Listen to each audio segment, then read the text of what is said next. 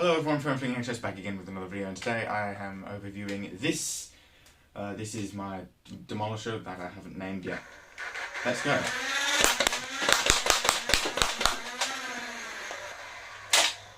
Oh, there's still a dart in there. Ew.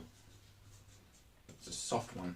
Gross. Okay, so this blaster is a little bit of a weird one. I had this Demolisher sitting around for quite a while, probably about 5-6 months. I got it for cheap at my local Nerf game because I really wanted a Demolisher. But I already have a Demolisher that I wanted to mod, but this one's already modded.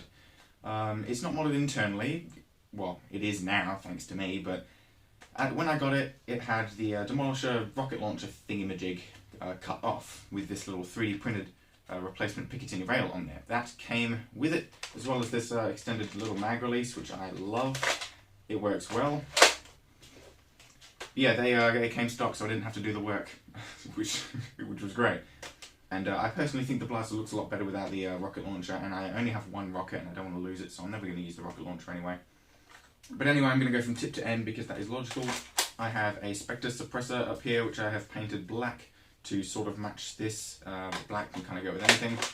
Just goes on there like that. Totally does not help with performance, and it does not quiet the blaster down at all. But it looks cool. If I ever wanted to play a game, I would play like this. Up here we have a bunch of picatinny rail, which I stole off of Slimer, my Retelicon.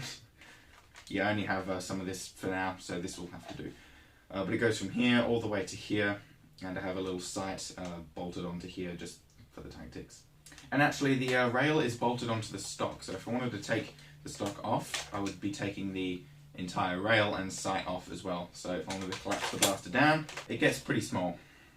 Then I just line it up with the existing end strike rail and bolt it on like that, and it also makes the stock really stable as well. The stock again is my custom Raider stock, which I have bolted in place, and so it's not collapsing anytime soon, it's not moving. Again, I stole it off of Slimer.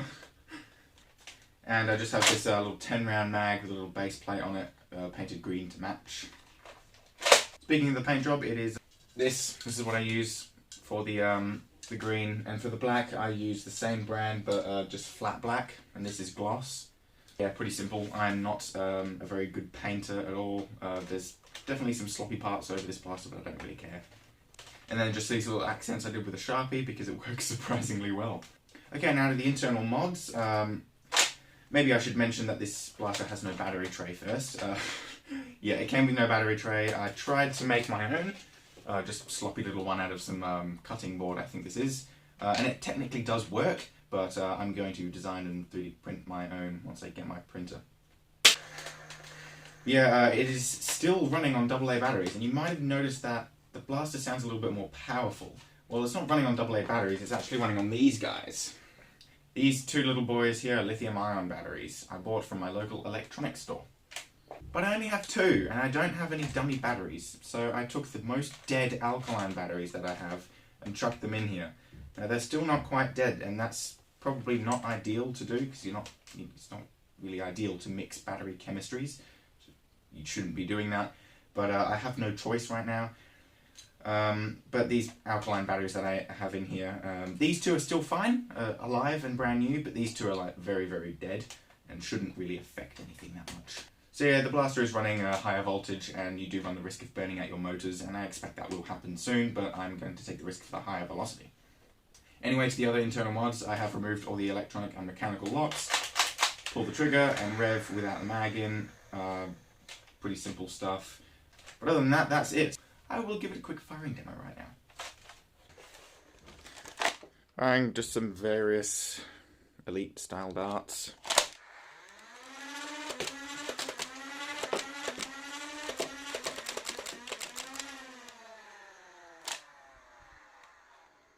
Loading mags is boring. Okay, doing some finger banging on a 18 round stick mag.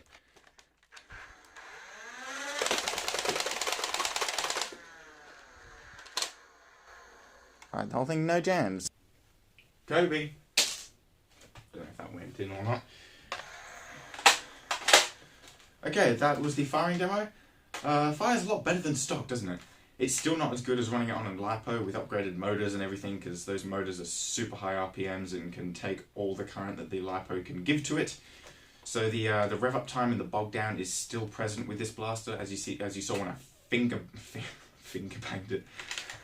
It works great, and the stock blaster couldn't do it, but the lithium-ion batteries couldn't keep up, and the motors really couldn't keep up with the batteries. But the batteries are still pretty good, but the motors are not. Okay, that is the overview of my Demolisher. I haven't named it yet. I've got plenty of names on my Instagram, but I haven't chosen one yet. Okay, I hope everyone enjoyed this video. If you do want to do this mod for yourself, then make sure you just don't buy these batteries, or do buy these batteries, but replace the motors and everything and run some dummy batteries and not alkalines. Okay, there's no dummy batteries where I live, like no one stocks them, so I have to import them from China, which takes 2 months, so I have no choice right now. Yeah, anyway, I hope you enjoyed. Leave a like if you did, and subscribe to the channel, hit the bell so you never miss out on a latest upload, and I'll see you in the next one.